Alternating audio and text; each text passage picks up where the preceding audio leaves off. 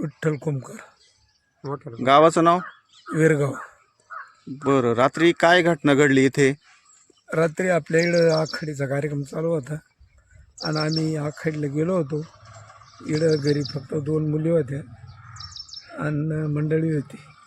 त्यांना काही माहीत नाही, ती बाहेर आली, ते तडतड वाजायला लागलं म्हणून ती बाहेर आल्यामुळं तिला वाटलं कोणती तरी गाडी उभी राहिली. गाडी उभी राहिल्यानंतर ती पुढं गेली.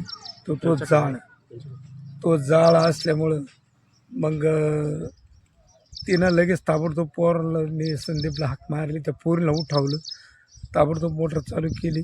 ते याचे पेट्रोल पंपावरचे पोरं आली, ते जागेच होते जणू, ते पळत आले. त्यांनी गाड्या लावून दिल्या आणि लगेच बी लागले पाणी मारायला. तर ते इजानाच मग शेवटी मोटर चालू करून ते पाईप लावले. बराच वेळ 2 वाजेपर्यंत चाललं होतं. मला फोन आला, मग मी ताबडतोब आलो लगेच मळ्यामध्ये. घटना किती वाजता घडली रात्री? घटना ही 12च्या पुढं घडली. 12च्या नंतर आणि 12च्या नंतर आणि 2च्या आत. ओके, बरं. काय काय नुकसान झालं तुमचं? आमचे बांबू जळाले 10,000. हं, बांबू 10,000वरती गोळा करून ठेवली होती. काही नवी होती तिथं आणि ते जळाले. आणि त्याच्यानंतर त्याच्या आधी हे डाळिंबाचे सगळे डाळिंब तोडून टाकून दिले. वरच्या सडकाच्या वरून डाळिंब ते सगळे नेट शेड 2-3 जागी फाडली.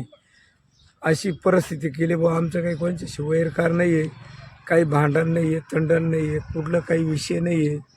पण असं एक कोणी जाणून बुजून केलं तर तेवढं माझ्या मनानं या शासनानं, पोलीस अधिकाऱ्यांनी, सर्व वार्ताहरांनी याचं व्यवस्थित कार्यवाही करावा, एवढंच आमचं म्हणणं आहे. माझं जरी एकटंच झालं पण बाकीच्यांचं नको व्हायला. कारण काही लोक रात्रभर इळमाळं काम केलं तर संध्याकाळी ते झोपल्यानंतर जागसुद्धा येत नाही.